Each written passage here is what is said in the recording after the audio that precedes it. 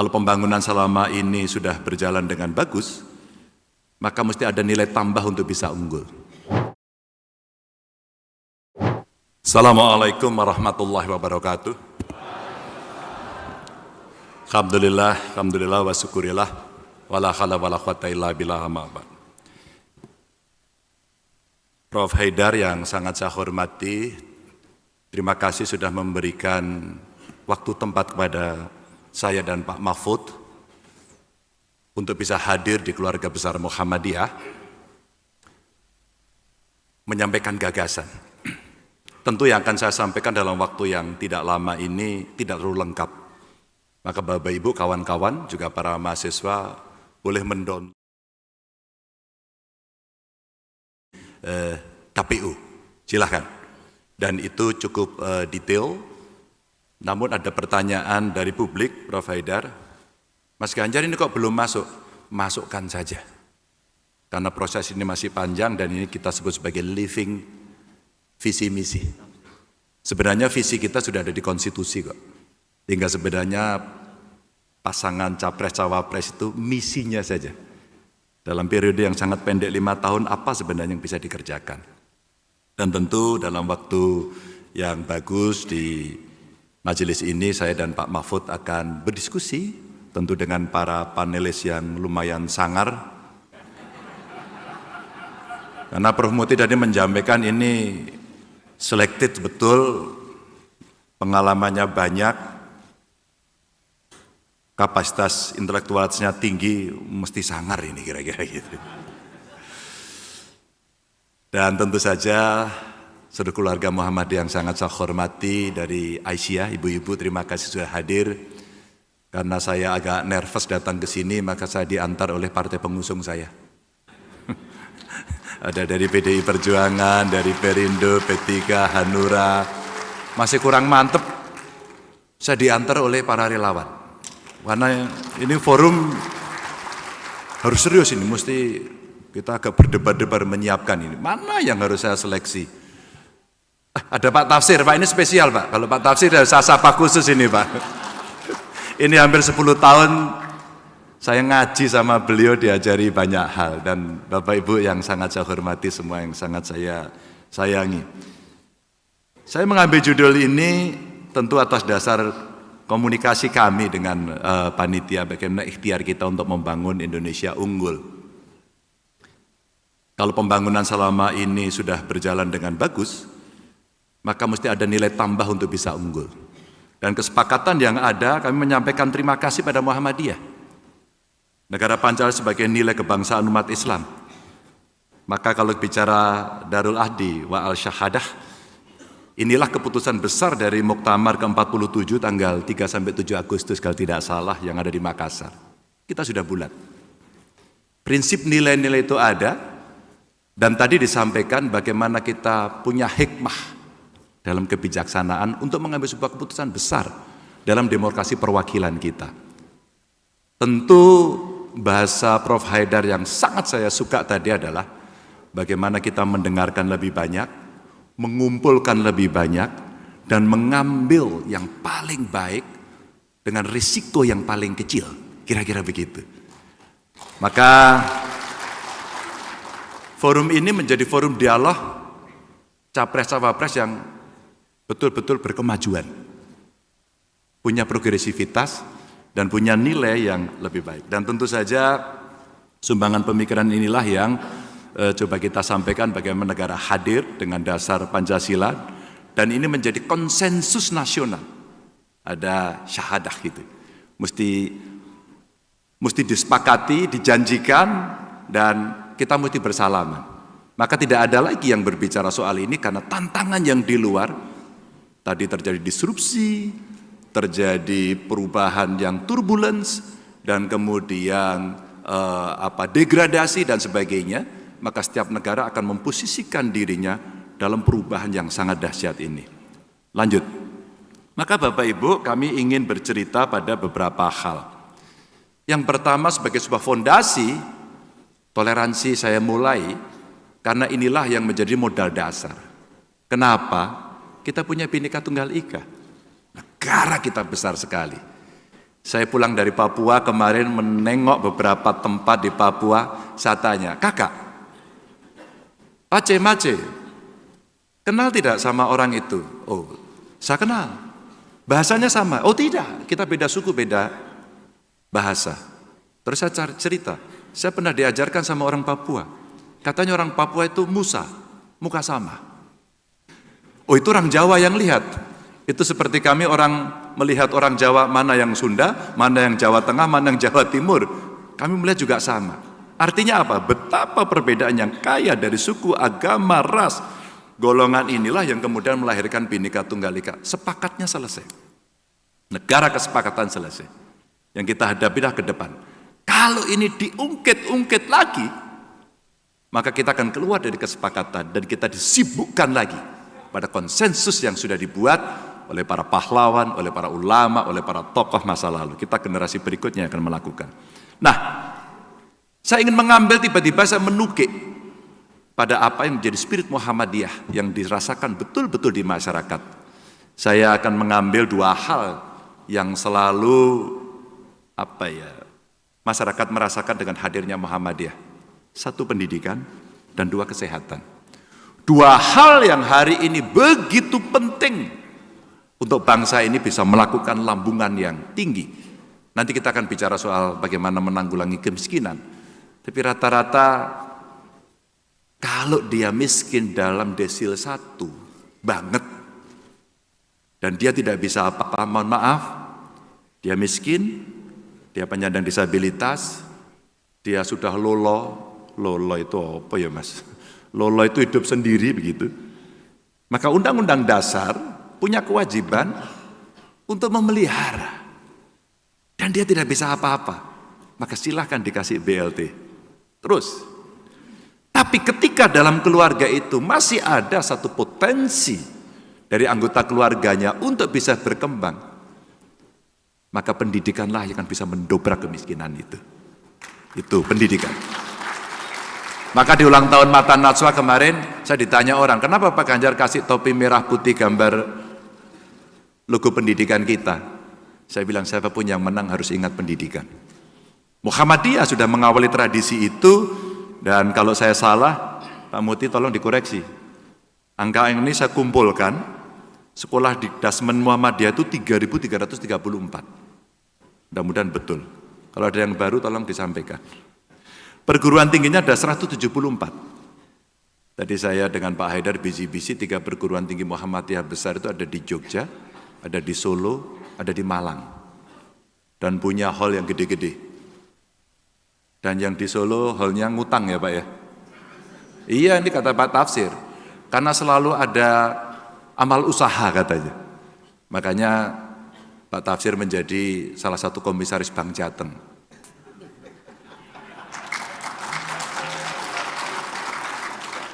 Nggak usah tepuk tangan, nggak ada sepeda. Ini hanya pemberitahuan. Ini hanya pemberitahuan. Karena ormas lain waktu itu tanya kepada saya, Prof, Bu, tanya kepada saya, Pak Ganjar kenapa Muhammadiyah jadi komisaris? Oh gampang saja. Anda mau jadi komisaris? Boleh. Besok pagi saya angkat. Cuman Muhammadiyah itu asetnya kurang lebih 2 triliun. Betul ya Pak ya? Yang berputar di sana. Kalau Anda mau, silakan. Besok pagi Anda komisaris juga gitu. Langsung mundur teratur. Jadi ini cerita amal usaha dengan modernitas pengelolaan. Saya sampaikan. Jadi bukan hanya maaf dengan segala hormat saya, Pak saya minta, tidak.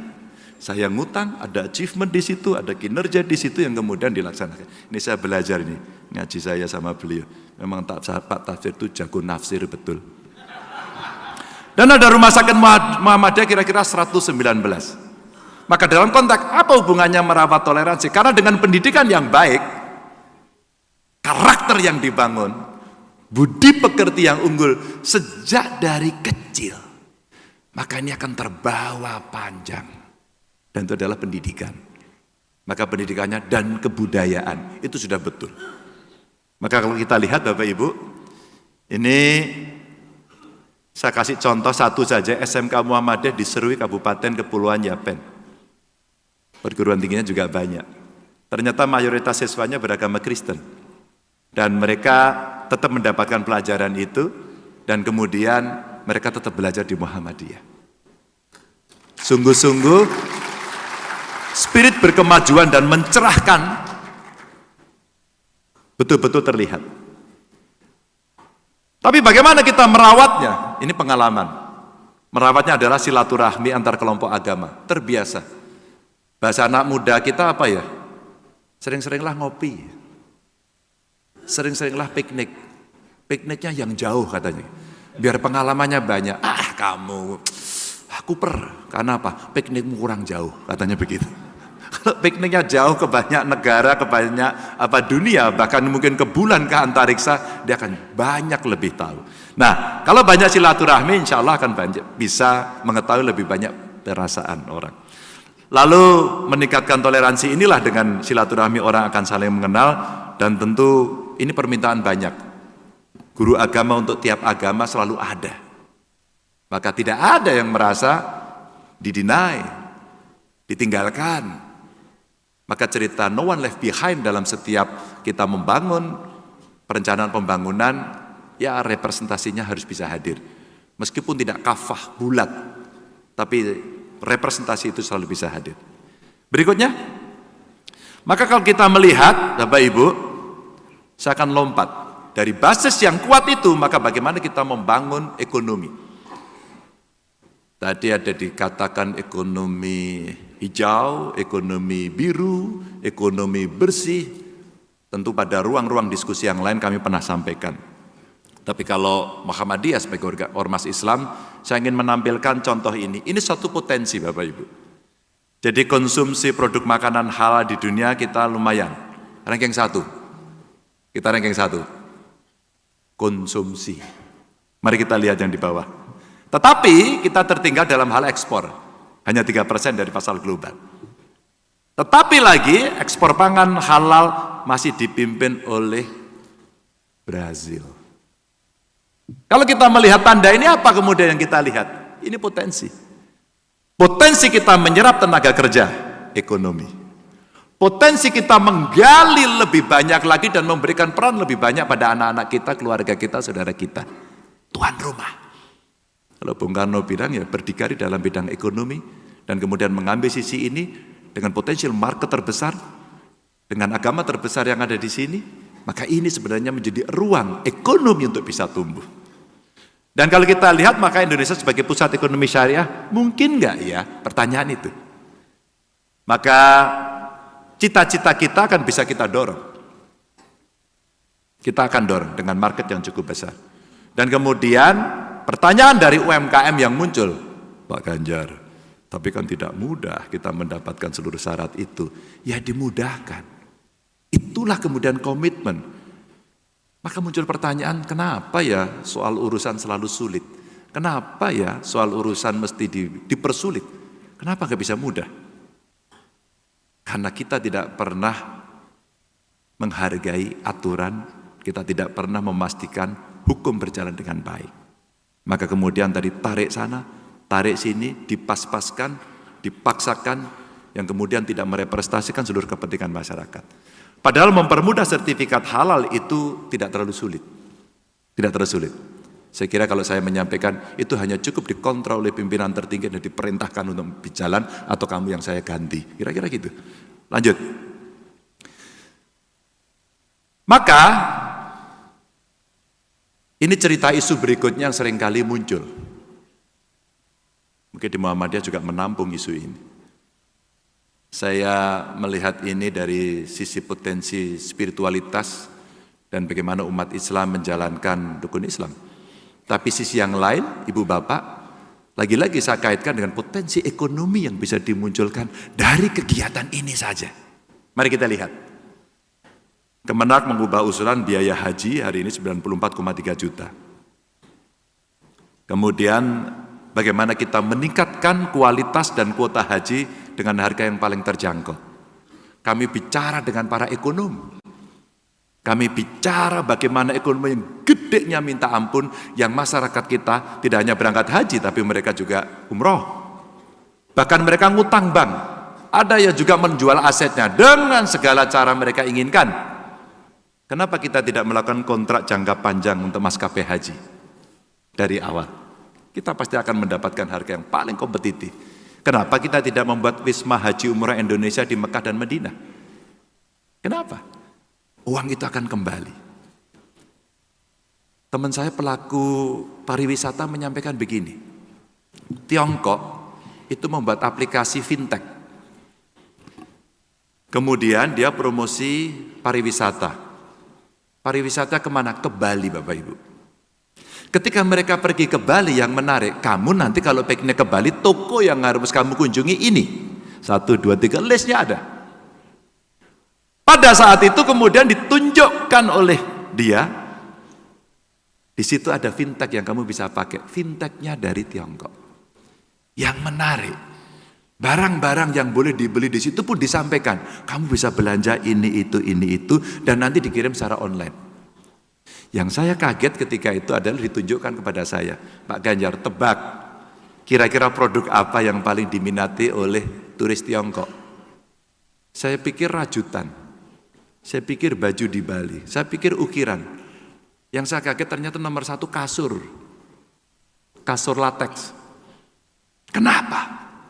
Ternyata barangnya ada di Tiongkok, didiskon besar-besaran, ditaruh di tempat wisata, dan dibeli oleh mereka sendiri, menggunakan fintech mereka sendiri, dan dikirim dari tetangganya sana ke tetangganya sana tanpa harus masuk ke Indonesia. Dan duitnya kembali ke sana. Bapak Ibu, ini sebuah kecanggihan ekonomi dengan sistem yang dibangun, dengan fasilitas digitalisasi dan IT yang mendekati sempurna, dan kemudian dia bisa memainkan dan uang itu kembali ke tempatnya. Bapak Ibu, ini tantangan. Maka kalau kita bisa membuat wisma haji, umroh, berapa orang yang akan menginap di situ, dan itu menjadi PNBP kita kalau negara yang memiliki. Kalau swasta yang memiliki, maka itu orang Indonesia yang kira-kira akan membelanjakan. Juga kita bisa melakukan pengambilan sisa kuota dari negara lain, ini hanya butuh lobby saja. Dan perbaikan manajemen kuota daerah. Inilah angka-angka yang sebenarnya ada dari beberapa isu Bapak Ibu yang hari ini menjadi perhatian kita bersama, dan saya coba ambil dari sisi ekonominya. Berikutnya, jadi tadi yang diminta antara lain adalah soal HAM. Nah, HAM itu banyak aspek. Saya ingin mengambil aspek beberapa yang seringkali tidak dibicarakan. Contoh hak warga negara di negara yang sering mengalami bencana. Apa hak mereka? Maka saya sampaikan di sini, kita ada hitung-hitungannya Bapak Ibu. Rata-rata nilai kerugian ekonomi langsung itu ketika terjadi bencana gede banget, sampai 22,85 triliun. Saya tampilkan angka-angka karena tim saya minta untuk menghitung. Sehingga apa yang coba kami sampaikan ini ada sesuatu di belakangnya, kerjaan-kerjaan teknokrasi sebenarnya. Dan yang menarik, bagaimana kita mengurangi itu, selalu mencegah. Bagaimana pencegahan adalah pendidikan dan regulasi tangguh bencana. Regulasi sudah ada, pelatihannya kurang banyak. Pak Haidar, terima kasih. Kami sering sekali dibantu oleh MDMC. Dalam sebuah tindakan-tindakan respon cepat, kami sering berkomunikasi. Bahkan beberapa kali kawan-kawan membuat buku, saya diminta untuk mengantarkan di buku itu, dan yang menarik ada teknologi yang bisa merespon bencana.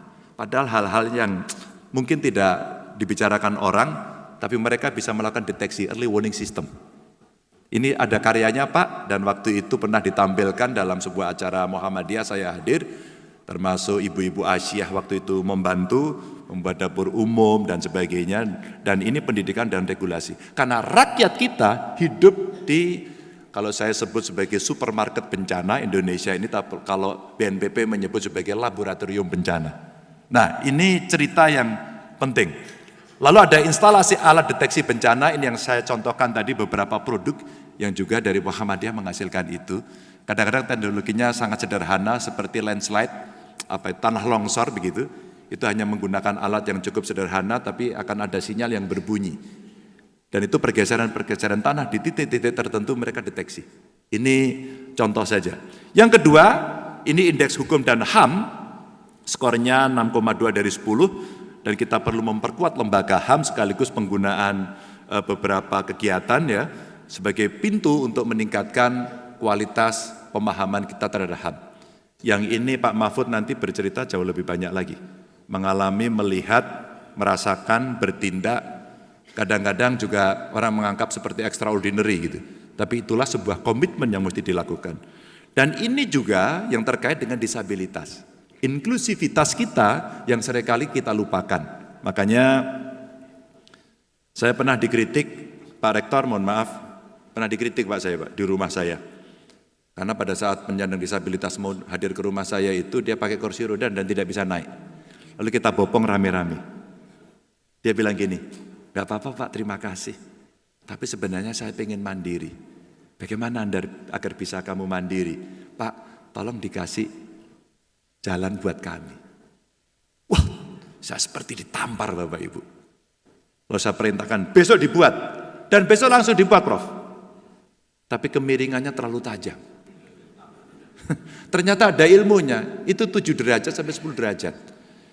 Maka saya kira di panggung ini juga penting dibuat itu. Maksud saya, tenang saja. Jadi nanti ada yang begitu. Tapi kalau langsung ke sini terlalu terjal. Ternyata ada ilmunya. Itu bergeser dari sana, miringnya ke sini, ya jadi panjang begini. Kalau masih tinggi miring lagi ke sana, terus kemudian naik ke atas. Ini ilmu yang saya dapatkan ketika saya berbicara dengan penyandang disabilitas. Satu aja. Tapi saya acungi jempol, acara hari ini ada orang yang menerjemahkan untuk kelompok tuli. Tadi saya lihat. Oh ini. Terima kasih. Di mana ya orangnya? Saya mau kasih salam. Ya dimanapun kamu berada. I love you lah pokoknya. Ini keren. Saya diajari orang, Pak Ganjar, IG-nya itu bagus Pak, tapi saya kelompok tuli saya tidak bisa tahu. Tolong Pak buatkan teks. Akhirnya teks. Inilah cara belajar kita untuk bisa memahami, karena itu hak yang mesti ada. Inilah penyandang disabilitas di bawah usia 60 tahun, Bapak Ibu cukup banyak. Ini perlu jaminan sosial, perlu sistem layanan kesehatan terpadu, juga termasuk ODGJ. Orang seringkali ODGJ dibuang dari satu kota ke kota.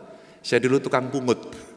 Saya ambil, saya datangi, terus ada yang dipasung, kita copot pasungnya, kita paksa pemerintah, sekali lagi kita paksa pemerintah untuk melayani itu, suka tidak suka, mau tidak mau. Pak Haidar, Bapak Ibu, di Banyumas itu saya terharu, di kerangkeng dia, diikat kakinya, maaf telanjang, kami datangi, kami bercanda, dan kemudian diambil, dibawa ke rumah sakit di Klaten saat itu, Masya Allah, sembuh dia sembuh. Dan sekarang dia bekerja seperti layaknya kita. Wah, luar biasa. Jadi artinya ini tidak bisa disepelekan. Dan hari ini anak-anak muda punya problem mental health. Kesehatan mental yang cukup serius mesti kita lakukan. Ini salah satu HAM yang kami bidik. Yang lain-lain nanti kita bicarakan. Berikutnya, saya akan mempercepat saja.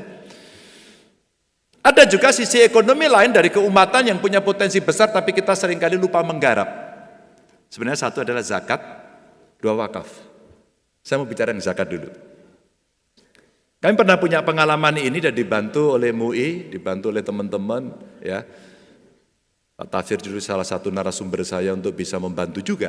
Ternyata kalau kita kelola ini gede banget. Jadi optimalisasi penghimpunan zakat ini yang bisa kita dorong sebagai sebuah kekuatan yang bisa kita salurkan untuk mengembangkan ekonomi. Kalau kita menghimpun ZIS, Basnas, ini pengalaman saya nggak berani melihat yang lain, sehingga evidence base-nya yang mau saya tunjukkan, kita menghimpun zakat itu 2014 itu sekitar 3,65 miliar. Terus kemudian penghimpunan infak dan sedekahnya dari 2014 ke 2023 itu bisa naik ya 2,1. Terus kemudian total penghimpunannya bisa cukup tinggi. Ini saat itu setiap bulan itu kalau kita kumpulkan paling 200 juta. Naik dikit 250 juta gitu. Sekarang bisa 6 miliar. Dan ini sebenarnya yang bisa kita dorong untuk kita geser santunan yatim piatu, membangun sekolah dan sebagainya. Ketika pemerintah kemudian kan belum ada anggarannya. Kami tidak bisa, kamu tunggu ya nanti ini antri bebek. Dan tidak akan pernah terjadi. Maka kekuatan ini bisa kita pakai. Sembako bagi kelompok miskin yang tadi kita bicara soal desil 1, santunan guru, TPQ, Madin, imam, penyuluh agama, dan ini bisa kita lakukan. Ya Bapak Ibu, ini contoh. Dan ini dengan segala cara kita sampaikan, maka kuncinya begitu masyarakat punya kesadaran membayar ZIS-nya, ternyata hanya butuh satu keputusan saja, payroll system. Payroll system inilah yang kemudian untuk ASN bisa didorong, tapi masyarakat kemudian kita ajak untuk mau terlibat. Bapak Ibu, ini potensi yang cukup besar yang bisa kita lakukan. Dan secara ekonomi ternyata bisa mengembangkan. Dan hari ini pengembangannya Basnas punya Basnas reaksi cepat untuk bencana. Mereka punya unit ekonomi, mereka punya pelatihan, mereka bisa membantu akses permodalan yang semuanya produktif. Dan kita pernah menciptakan ketika ibu-ibu, ya ini ibu-ibu yang paling jago, pada saat terjadi pandemi, Bu, suaminya kena PHK. Ibu-ibunya menjadi tulang punggung, tapi dia tidak punya modal dan keterampilan. Tapi ada bakat talentanya, apa? Masak. Maka pada saat itu kita buat namanya Z-Chicken, maksudnya zakat chicken. Mereka diajari jualan, dikasih gerobak, dikasih pelatihan, kemudian mereka jualan. Off-taker-nya siapa? Pemerintah lebih dulu. Jadi kalau kita punya acara, kita beli dari mereka. Maka menggelindinglah di awal sebagai sebuah proses bagaimana mereka startup bisnisnya bisa berjalan. Lanjut. Bapak Ibu yang sangat saya hormati, berikutnya adalah terkait kalau kita mau bicara politik gagasan, maka yang mesti kita sampaikan, yuk kita kembali pada nilai kebersamaan kita. Nilai Bhinneka Tunggal Ika kita. Maka hilangkan identitas yang terlalu dominan, politik kelompok, black campaign, politik separatis, karena ini yang kemudian kita harapkan sebagai bentuk nilai persatuan Indonesia. Ada nilai kemanusiaannya juga di sana. Kadang-kadang kalau sudah marah serangannya kepada pribadi. Tapi itulah realitas hari ini, di mana dalam proses demokratisasi kita butuh dewasa. Perlu moral di dalamnya, perlu etik di dalamnya. Maka kalaulah kemudian dalam proses demokratisasi ini mengarah tidak makin liberal, tapi makin bisa merasakan bagaimana nilai persatuan juga penting, maka rasa-rasanya semua harus menjadi agen untuk itu. Speak up ketika terjadi penyelewengan dan seterusnya. Dan kita melihat 11.642 konten informasi hoax teridentifikasi di Indonesia. 14,7% merupakan konten hoax tentang keagamaan dan biasanya muncul di era-era yang penuh dengan kontestasi seperti ini. Lanjut. Maka Bapak Ibu, sebelum bosan saya harus segera mengakhiri ini. Bapak Ibu ini diam itu serius melihat bosan atau ngantuk? Oke, maka cerita No One Left Behind saya teruskan kalau begitu. Di Muhammadiyah ini saya ingin lebih banyak mendengar dari panelis, dari warga ya, bagaimana kita bisa merangkul semua untuk terlibat. Maka mulai dari permasalahan oligarki politik tadi disampaikan, maka keputusan bisa diambil dengan pesanan-pesanan, yuk speak up yuk. Mumpung demokrasinya terbuka seperti, ayo seluruh kelompok bicara. Muhammadiyah sebagai kekuatan besar tentu layak dan wajib didengarkan. Karena di dalamnya ada para intelektual-intelektual yang memahami betul dari masing-masing keilmuan yang ada. Kalau dulu orang sulit mengirimkan kritik dan saran dan aspirasi tidak bisa didengar, maka digitalisasi menjadi penting dan alat kecil ini bisa membantu. Saya sebut sebagai perlu adanya super apps dari government super apps. Government super apps ini bisa kalau boleh disebut lapor press. Sebenarnya sekarang ada aplikasi namanya Lapor. Kalau aplikasi Lapor itu connected semuanya sampai ke bawah ini bisa jalan. Saya punya pengalaman, saya punya namanya Lapor Group. Terus kita koneksikan dengan aplikasi Lapor di Istana. Dan kami yang pertama waktu itu. Untuk apa? Untuk berbagi. Mana yang masalah pusat Anda selesaikan, masalah provinsi kami selesaikan, masalah di bawah kami yang memanage. Apakah itu di kabupaten kota ataukah itu di desa. Ini government super apps sebagai bentuk digitalisasi bisa jalan. Dan inklusif untuk semua kalangan. Afirmasinya adalah kelompok perempuan, anak-anak, lansia, dan disabilitas. Ini yang harus mendapatkan perhatian. Sehingga ketika kita menyusun sebuah keputusan, menyusun sebuah kebijakan untuk mengambil keputusan, maka sebenarnya mereka inilah yang harus didengar pertama. Ini yang harus didengar pertama. Maka Mas Mukti tolong nanti pertanyaan pertamanya harus dari perempuan dulu. Ya. Dan ini contohnya dari Aisyah, kegiatan yang disusun dan seterusnya. Lanjut, Bapak Ibu yang sangat saya hormati, ini beberapa yang bisa kami sampaikan. Maka kehadiran negara di setiap kehidupan, mulai anak-anak ya, pendidikan yang penting untuk membentuk karakter, lalu pendidikan karakter sejak dini, berikutnya lagi kita melihat bagaimana kita mengangkat derajat orang miskin melalui pendidikan. Satu keluarga miskin, satu sarjana. Insya Allah ini yang akan mendorong mereka lepas dari itu. Berikutnya lagi, maka kemudian kita perlu kurikulum yang siap kerja. Ini sebenarnya kita mau pakai ekonomi hijau, itu butuh lapangan kerja. Digitalisasi 1.300 triliun investasi yang kita butuhkan, itu menciptakan lapangan kerja. Ya enggak? Butuh ekonomi kreatif, termasuk anak-anak muda. Semuanya didesain dalam kerangka bagaimana mengunggulkan ekonomi kita agar mereka terlibat setiap tahap ke tahap. Terakhir, ini angka harapan hidup. Insya Allah kalau jaminan itu ada, angka harapan hidup akan tinggi. Terakhir, lanjut. Maka Bapak Ibu, tugas kita adalah fastabiqul khairat. Untuk kita bisa berlomba-lomba, maka istilah kami gaspol. Gaspol itu kita dorong, kita punya anggaran yang berlipat ganda, maka tidak boleh ada korupsi, pajaknya dipermudah. Kita mesti S-nya sikat KKN, karena ini menjadi penyakit di Republik ini. Ya. Dan polnya kita memulai birokrasi yang melayani, yang analitis, bukan sekedar administratif. Dan itu butuh regulasi. Kalau regulasinya sudah baik, sistem kelembagaan. Kalau sistem kelembagaannya sudah baik, maka kita butuh aktor baik. Mudah-mudahan aktor-aktor baik itu ada di sini. Biarlah nanti bisa bergabung dengan kami. Wassalamualaikum warahmatullahi wabarakatuh. Waalaikumsalam warahmatullahi wabarakatuh. Terima kasih.